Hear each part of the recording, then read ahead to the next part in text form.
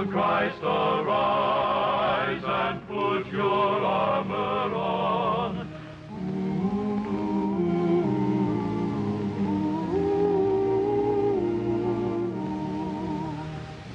Hello there. I'm Jack Shuler, and you're about to receive a challenge, perhaps the greatest challenge with which you've ever been faced. I'm going to challenge you, first of all, to stay tuned for the next 30 minutes, and to say when it's through that I haven't caused you at least to think.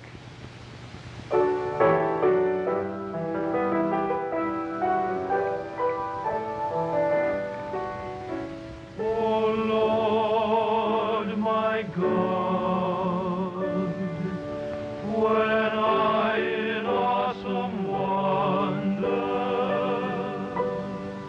consider all the worlds thy hands have made, I see the stars, I hear the rolling thunder, thy power throughout the universe displayed. Then sings my soul, my Savior God, to thee.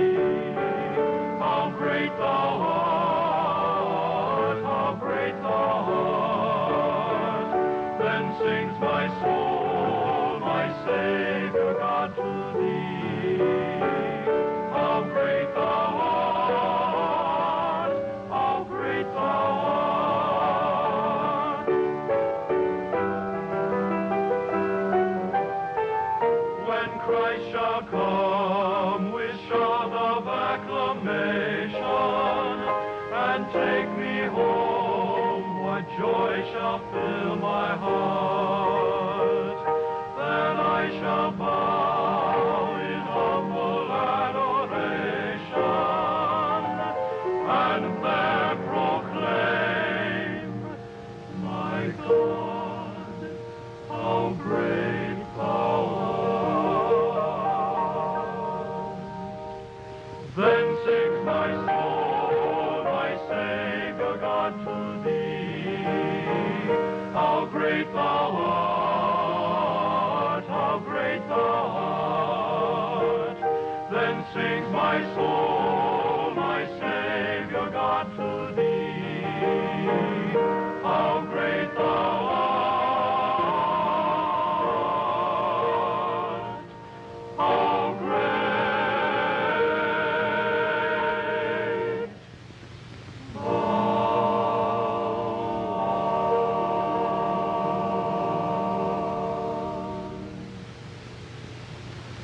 It's a world full of questions today, and the way to find out things is to ask questions, I suppose. We have some mail that has come in, and I'm glad for the opportunity on each one of these telecasts, friends, to answer a question from the mailbag. This one happens to be a very pertinent one, and one that I'm sure has been asked many times before. In fact, it's on the minds of a lot of folk who've heard preaching and attended churches and who've read books about religion and who have a Bible in their homes and have read portions of it. And this friend writes in and says, how can I know that I'm saved? Seems like a simple question, doesn't it? It isn't simple at all, although the answer is simply, if any man will do his will, he shall know. If any man will do his will, he shall know. It's impossible for God to play favorites. And if God allowed one person the blessed assurance that Jesus belonged to him and he belonged to Christ, and withheld that assurance from another, he would be arbitrary and unjust and unfair. And God will not allow himself to be thus accused. So that he puts this within the reach of all people. He asks that we abide by his teachings, and in the Bible simply states that we have the Spirit of God within us if we truly and genuinely are saved, saying, God is my Father. We need not fear. As many as are led by the Spirit of God, they are the sons of God. And you have not received the spirit of bondage again to fear, but the spirit of adoption, whereby we cry, Abba, Father. So we go into the Word, and we simply make that our foundation. You see, the Bible is different from all other books. 2,008 times it says, thus saith the Lord. And we believe that. And that's the reason why we simply found our faith upon the teachings of the Bible. Then, of course, having fulfilled that requisite, the responsibility is right back on God. When we stand before Him, we can say, well, we did exactly what the book told us to do. We took the best book that we had, we built our nation upon it, it made us different from other people, and we simply obeyed its teachings. So be sure that you do that. We're having now a number on the organ by Paul Shuler. And he's playing a number called Blessed Assurance, which was done by Fanny Crosby, the blind musician. I'm going to ask Paul, if he will, to play it so that the folk out there can sing right along with him. This is Paul Shuler at the console of the organ.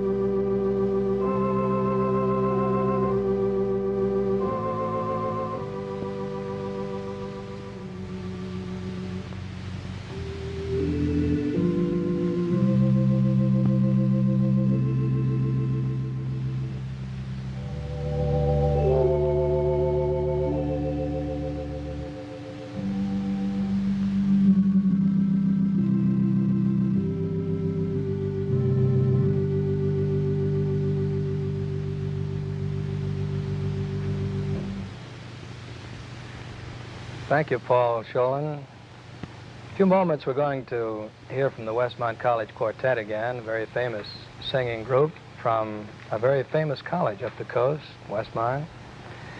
Just now, we have a guest with us in the studio, and I think that in order to introduce him to you, I'll just ask him a few questions. First of all, I'd like to ask you, were you ever in politics, sir? Yes, I ran for the United States Senate and also for Congress.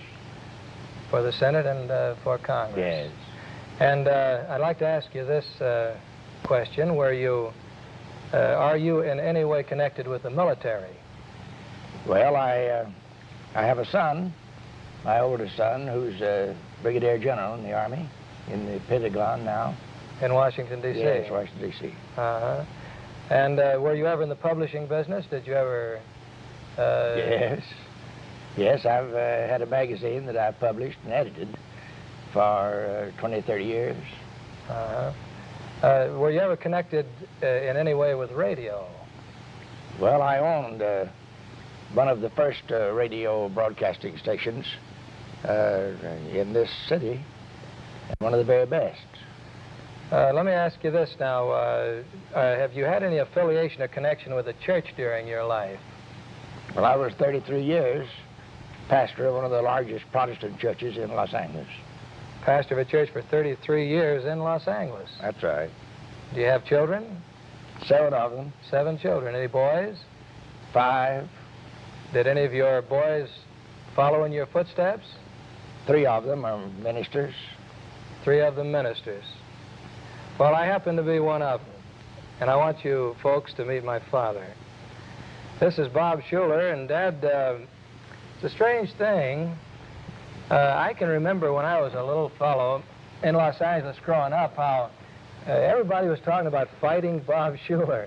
And now, of course, when they find out that I'm your son, they say, is your dad still alive? So I thought I'd bring them proof positive and have you on the telecast with me. Dad, it's a real thrill for me to be able to interview you.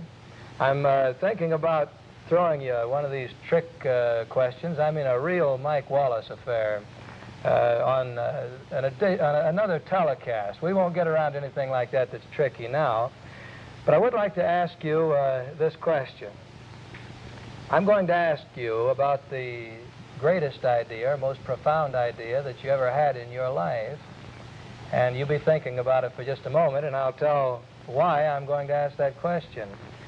Because you see, a while back, in preparing a message for one of my crusades, I found out through interrogation, the writing of many letters, that big ideas make big men. Shallow thinking makes for shallow living. I found out that the people that had achieved success in direct accordance with, or right in line with, the type thinking they had done or the ideas that they had had. So, Dad, I was not putting you on the spot. Can you tell me that? What is the domineering idea that has ever possessed you in your life? Well, I think the greatest idea that has ever come to me is that a man made in the image of God should put his will and his life, as far as he can, in accordance with that will. Well, that's good, Dad. Now, we're going to hear from the quartet again in just a moment. And what Dad said is very significant. Lived in accordance with the will of God. It pays to serve God. I had a little fellow come up to me, getting along in years. This was Winona Lake, Indiana, the Bible conference grounds there. I think they say the largest in the world.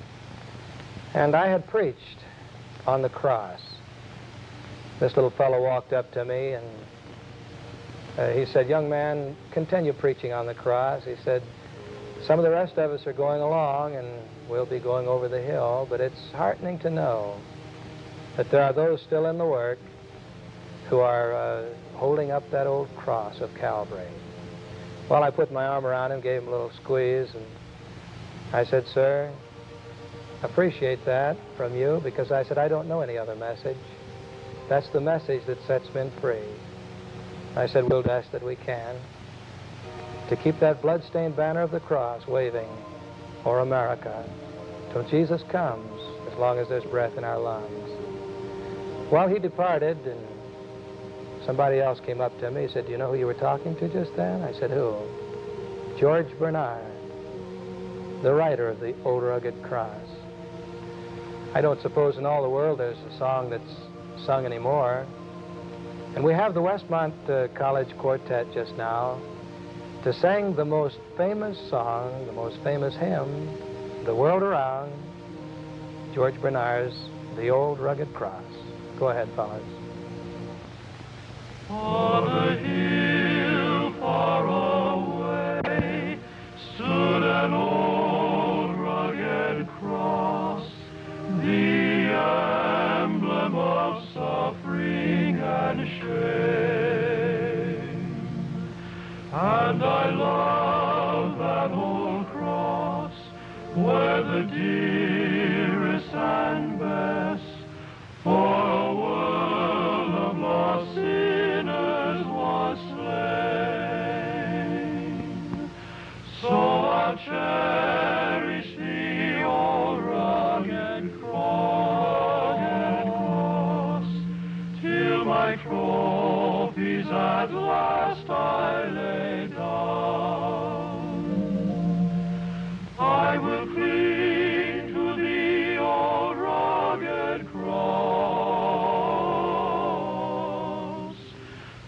and exchange it someday for a crown.